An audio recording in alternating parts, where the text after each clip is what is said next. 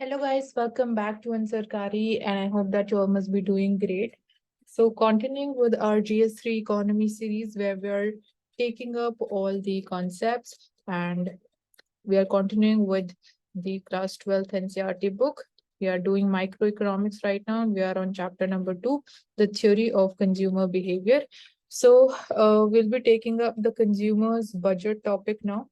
So इसको अच्छे से समझते हैं क्या इसके components हैं and what does it actually tries to say या क्या कन्वे करना चाहता है.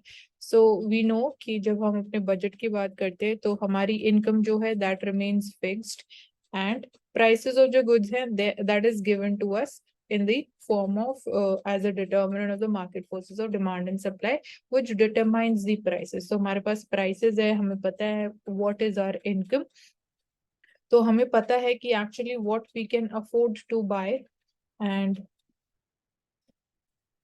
सो इसके थ्रू जो हम कंज्यूमर बजट की बात कर रहे हैं तो we are talking about we know the income, हमें पता है कि how much we can buy, या तो हम अपनी इनकम जितना इक्वल अमाउंट स्पेंड कर सकते हैं या उससे थोड़ा कम स्पेंड कर सकते हैं to buy the goods. So budget set and budget line को हम अब समझेंगे. So budget set is basically it is a bundle of goods and services जो हम बाय कर सकते हैं या हम बोल सकते हैं that is within our budget constraint. तो इनकम ऑफ कंज्यूमर के लिए हम सिंबल एम यूज करेंगे, कैपिटल एम, एंड गिवन कि दो कमोडिटीज है मार्केट में, उनका प्राइस है P1 एंड P2 रिस्पेक्टिवली. सो अगर हम बाय करते हैं X1 quantity of banana and X2 quantity of mangoes, तो आप अगर X1 unit of bananas buy कर रहे हो और price of 1 unit of banana is P1, तो आपका total expenditure on bananas would be P1 multiplied with X1, so that would be P1 X1 amount जो आप banana purchase करने पे spend करोगे. And similarly for the mangoes it would be at it would come out to be P2 X2. तो total आप जब इन दोनों का सम करोगे, जितना टोटल अमाउंट आप स्पेंड कर रहे हो दोनों को बाय करने में, वो आपको दे देगा टोटल कितना आप स्पेंड करोगे दोनों को बाय करने में. एंड ये टोटल जो अमाउंट आएगा ये या तो आपकी इनकम से it needs to be equal to your income और it needs to be less than the income जो आपकी टोटल इनकम है. सो इस तरीके की इक्वेशन निकल के आएगी. So this is either equal to और less than your income. M is used for income. So इसको हम बोलते हैं बजट कॉन्स्ट्रेंट. मतलब कि कॉन्स्ट्रेंट है, लिमिटेशन है कितना आप स्पेंड कर सकते हो depending upon your level of income. So इसके थ्रू आपको पता चल जाता है सेट ऑफ बंडल्स अवेलेबल जिसमें से आप चूज कर सकते हो कि आप कितना अमाउंट बाय करने वाले हो. ग्राफिकल रिप्रेजेंटेशन की बात करें तो budget constraint, so that's how it is plotted graphically.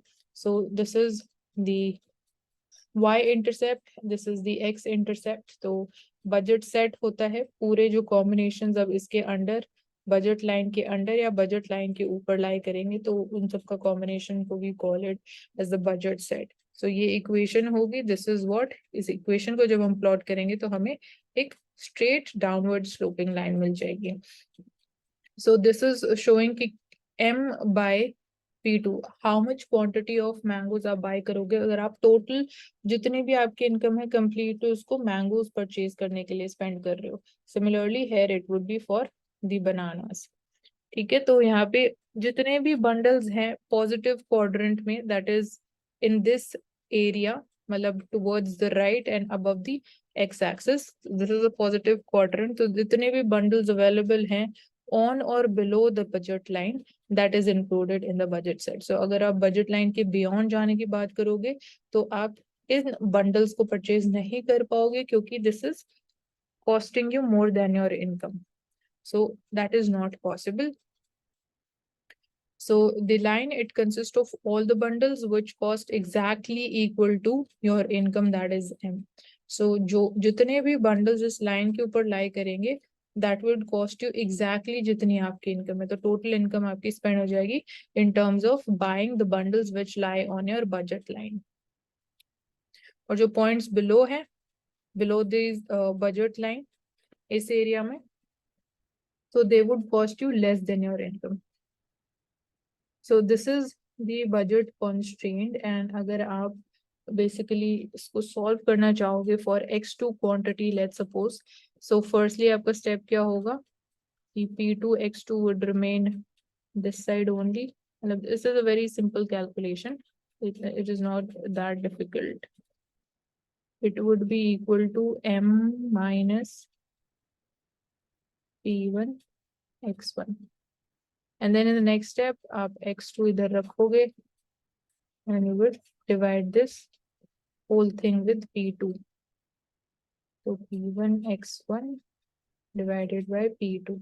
So that's how you get this particular equation. अब इस equation को हम समझते हैं through the budget line जो यहाँ plot की गई है. तो budget line की अगर हम slope की बात करें तो slope is given by this component minus p1 by p2.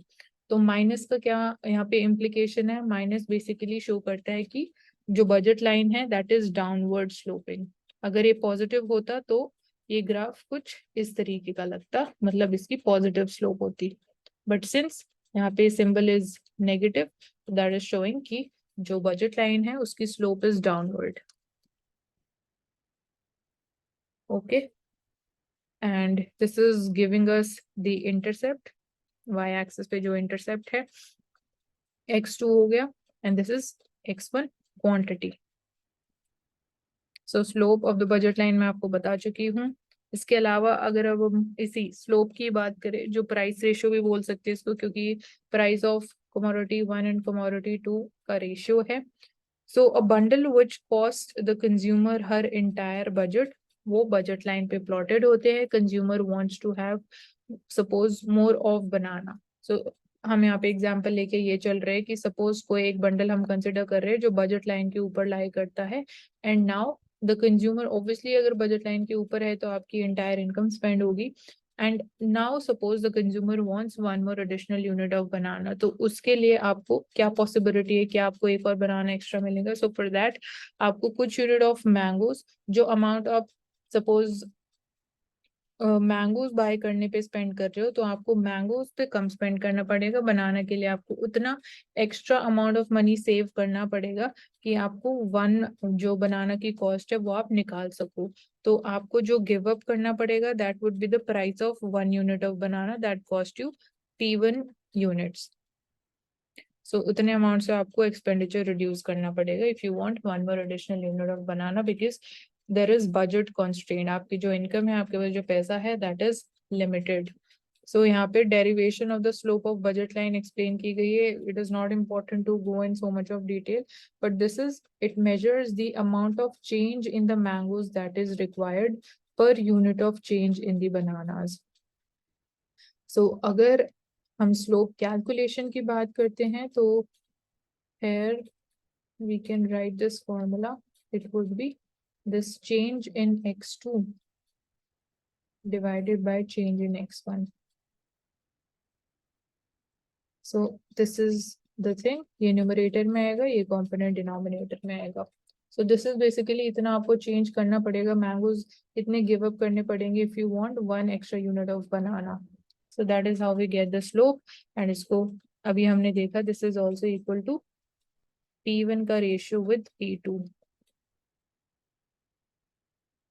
So basically ये जो स्लोप है ये हमें बता रही है कि किस रेट पे will be substituting bananas for mangoes, and that's how we get the absolute value of the slope of the budget line. अब हम बात करते हैं सपोज बजट सेट में कुछ चेंजेस हो रहे हैं. सो चेंजेस या तो इनकम में चेंजेस पॉसिबल है या जो प्राइसेस ऑफ गुड्स हैं उसमें चेंज पॉसिबल हो सकता है. सो लेट्स कंसिडर कि price of either of the goods जो हैं एंड जो कंज्यूमर की इनकम है दैट चेंजेस. सो जो सेट अवेलेबल होगा बंडल का that will also change, because again फिर आप उसको जितनी क्वांटिटी आप बाय करना चाहते हो वो भी अकॉर्डिंगली चेंज होंगी, क्योंकि या तो प्राइसेस भी चेंज हो रहे हैं एंड जो आपकी इनकम है वो भी चेंज हो रही है. तो लेट्स सपोज कि फर्स्ट केस में वी टेक कि आपकी income it changes from m to m dash. अब यहाँ सिर्फ चेंज की बात कर रहे हैं, हम ये नहीं बात कर रहे कि वो इंक्रीज हो रही है या डिक्रीज हो रही है, बट जो प्राइसेस हैं दोनों गुड्स के वो सेम रहते हैं, दैट इज अनचेंज्ड. तो अब हमारा जो बजट कॉन्स्ट्रेंट है वहां पे हम जो हमारी m इनकम थी उसको रिप्लेस कर देंगे with new income that is m dash, and that's how this equation would turn out to be. So slope of जो बजट लाइन रहेगी क्या वो चेंज होगी या सेम रहेगी, नाउ सिंस हमने अभी फॉर्मूला देखा था कि slope of the budget line is given by this formula, and अभी हम जो कंसिडर कर रहे हैं कि ओनली इनकम इज चेंजिंग, जो प्राइस है वो अनचेंज्ड है। सो सिंस प्राइसेस चेंज नहीं कर रहे तो स्लोप सेम रहेगी, स्लोप में कोई चेंज नहीं आएगा। एंड नाउ लेट्स सपोज जो इनकम में चेंज हुआ, वी सी कि इंक्रीज इन इनकम हुआ because of this change in the income. तो वी विल सी कि जो हॉरिजॉन्टल इंटरसेप्ट है that will increase, and this would be a parallel outward shift of the budget line. And suppose अगर income fall हो रही है तो जो दोनों इंटरसेप्ट्स हैं they would decrease. So change in जो सेट अवेलेबल है वो हमें देखने को मिलेगा। सो यहाँ पे उसका ग्राफिकल रिप्रेजेंटेशन भी दे रखा है। अगर प्राइसेस इंक्रीज हो रहे हैं, सॉरी इनकम इंक्रीज हो रही है, इनकम डिक्रीज हो रही है, तो in case of decrease in the income you will see कि बजट लाइन जो है that is shifting towards the left side, और बोल सकते हैं कि this is an inward shift of the budget line because of decrease in the income. So आप less quantity of दोनों कमोडिटीज बाय करोगे क्योंकि आपकी इनकम फॉल हुई है। एंड सपोज आपकी जो इनकम चेंज हुआ, आपकी इनकम इंक्रीज हो गई, तो आपके पास और एक्स्ट्रा अमाउंट ऑफ मनी आ गया, तो आप more units of both the goods by कर सकते हो। सो दैट्स हाउ, ये इसको बोलते हैं हम पैरेलल शिफ्ट, मतलब कि जो दोनों इंटरसेप्ट है दोनों में चेंज आ रहा है। So that's why it is parallel shift either outside और inside because of the changes in the income. Now we'll consider the second case, how the budget set would get influenced or changed. So that is when we are considering कि price change हो रहा है of banana. So banana का price था P1 and new price is P1 dash. So this would be the change. P1 की जगह P1 dash replace कर लेगा। तो अगर suppose करो vertical intercept जो है new budget line का, that is the same, क्योंकि only price of banana is changing. So vertical intercept पे हमने plot किया है mangoes को, तो इसलिए जो vertical intercept रहेगा वो change नहीं होगा, will only have a change in the horizontal intercept. So जो slope of the budget line है वो भी change होगी, horizontal intercept वो change होगा। सपोज जो हमारा न्यू प्राइस है of banana that has increased. So अगर प्राइस ऑफ बनाना इंक्रीज हो रहा है, तो हमने देखा था लॉ ऑफ डिमांड में अगर प्राइस इंक्रीज होता है तो डिमांड फॉल होती है, तो इसकी वजह से जो एब्सोल्यूट वैल्यू है slope of the budget line की वो इंक्रीज हो जाएगी। मतलब बजट लाइन की स्लोप इंक्रीज हो रही है तो बजट लाइन और स्टीपर हो जाएगी, एंड प्राइस इंक्रीज की वजह से जो हमारा हॉरिजॉन्टल इंटरसेप्ट है वो साइज में डिक्रीज हो जाएगा। सो उसी का यहाँ पे ग्राफिकल रिप्रेजेंटेशन भी दे रखा है। सी यहाँ पे कोई चेंज नहीं है क्योंकि P2 का प्राइस चेंज नहीं हो रहा है, दैट रिमेन सेम। बट अगर P1 प्राइस इंक्रीज हो रहा है तो that's how the budget line will shift inwards. Only one horizontal intercept that is going to change. तो क्योंकि प्राइस ऑफ बनाना इंक्रीज हो रहा है तो कंज्यूमर की demand for bananas would get reduced, and this is the change that will happen in this horizontal intercept. Similarly अगर हम बात करें कि suppose price of banana reduce हुआ, तो रिड्यूस हुआ तो हम ज्यादा क्वांटिटी ऑफ बनानास परचेज करेंगे, सो ये हॉरिजॉन्टली आउटसाइड शिफ्ट हो जाएगा जो हमारा हॉरिजॉन्टल इंटरसेप्ट है। अब बात आती है ऑप्टिमल चॉइस ऑफ कंज्यूमर, हम कैसे डिसाइड करेंगे। सो क्या बेसिस हैं कि कंज्यूमर डिसाइड करता है कि इतने सारे जो बंडल अवेलेबल है, हमारे पास इनकम गिवन है, हमारे पास प्राइसेस गिवन है, तो ऑप्टिमल बंडल कौन सा होने वाला है या बेस्ट बंडल कौन सा होगा जिससे हमारी यूटिलिटी मैक्सिमाइज हो सके। सो यहाँ पे हम बात करेंगे, सबसे पहले हमें ये समझना इम्पोर्टेंट है कि इक्वालिटी ऑफ MRS और रेशियो ऑफ प्राइसेस अगर इक्वल होते हैं तो उसका क्या मतलब है। तो यहाँ पे हम बात कर रहे हैं कि कैसे हम डिसाइड करेंगे कि ऑप्टिमल बंडल कौन सा है। तो इसको आगे हम ग्राफिकली भी समझेंगे, उससे थोड़ी आपकी और क्लैरिटी हो जाएगी। तो इस चीज का मतलब क्या है, इस चीज का इम्प्लीकेशन क्या है, वो यहाँ पे हम समझ लेते हैं। तो बेसिकली ग्राफिकली भी अगर मैं ड्रॉ करूँ यहाँ पे graph for clarity, so this is the budget line, ठीक है। यहाँ पे आप इसको कनेक्ट कर दोगे अच्छे से बोथ द एक्सेस, एंड ये हमारे पास सपोज एक इंडिफरेंस कर्व है एंड दोनों यहाँ पे टेंजेंट है।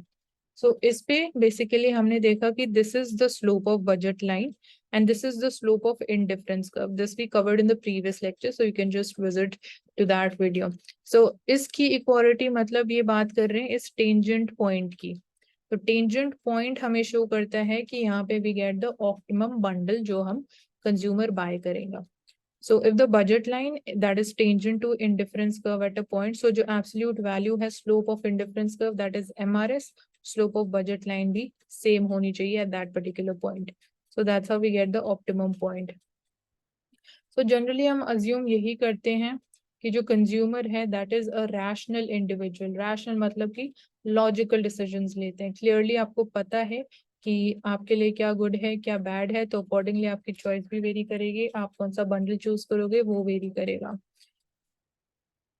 हम अपनी प्रेफरेंसेस जो हैं इंडिफरेंस मैप के ऊपर प्लॉट करते हैं and highest possible indifference curve पे हमें मैक्सिमम अमाउंट ऑफ सेटिस्फैक्शन भी मिलता है. ऑप्टिमम पॉइंट वही होगा जो बजट लाइन के ऊपर होगा एंड अगेन वो टेंजेंट होना चाहिए विद द आईसी. हमारी प्रेफरेंसेस मोनोटोनिक है. इससे भी मतलब हम टेंजेंसी पॉइंट का मतलब कहीं ना कहीं ये भी है कि the preferences they are monotonic. क्योंकि अगर हम बात करें suppose this is the tangency point and if we say कि हर हायर आईसी पे मूव करने के बाद obviously higher amount of quantity increase हो रही है किसी एक पर्टिकुलर गुड की, बट दूसरे की रिड्यूस तो नहीं हो रही है. तो मोनोटोनिक प्रेफरेंसेस का हमने अगेन लास्ट लेक्चर में मीनिंग समझा था कि what do we mean by it. So that is true in case when we are moving towards the higher IC. So that is true. यहाँ पे points which are above the budget line they are not available to the consumer. this was already understood. जो optimum है वो budget line के ऊपर लाई करेंगे और budget line के नीचे क्यों नहीं लाई कर सकते ऑप्टिमम पॉइंट. अगर आप कंसिडर करो budget line, suppose this is one bundle जो आईसी के ऊपर भी है and this is below the budget line also. यहाँ पे आप देखोगे कि जो पॉइंट बजट लाइन के ऊपर है कंपेयर टू द पॉइंट जो बजट लाइन के अंडर है that is passing through lower IC. तो लोअर आईसी का मतलब लोअर सेटिस्फैक्शन.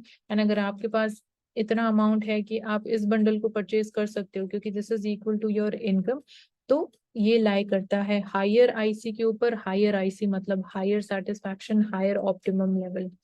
इसलिए हम बाय नहीं करेंगे कोई भी ऐसा bundle which is below the budget line. I hope this is clear to all of you. Then demand curve and the law of demand अगर हम समझे, ऑलरेडी वैसे हम समझ चुके हैं, डेरिवेशन हमने देखी थी डिमांड कर्व की through the cardinal utility analysis concept. And we will also have a look at कि देर इज अनदर अप्रोच कैसे हम डिमांड कर्व को डिराइव कर सकते हैं. बट लॉ ऑफ डिमांड भी हम इन डिटेल देख चुके हैं. We are clear with this idea. Demand function की अगर हम बात करें तो this is a relationship between consumer की optimal choice of quantity of good क्या है एंड द प्राइस. तो that's how we write a demand function. Y suppose is demand of any commodity, X जो है उसका price है. तो demand is a function of price of that particular good. So that's how we basically say this equation.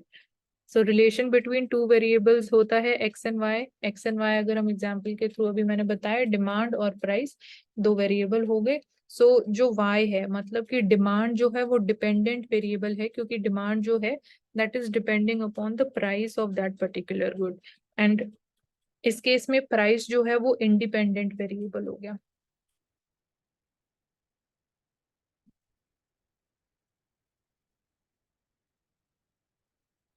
So we'll keep it this much for this lecture. I hope कि जो हमने points समझे they are clear. Although ये इतना ज़्यादा technical और difficult नहीं है, but again समझ में आना important है. So if you have any doubt, you can get back to us and you can leave your doubts in the comment section. Do subscribe to Ansarkari and hit the like button for this video and stay tuned for further series.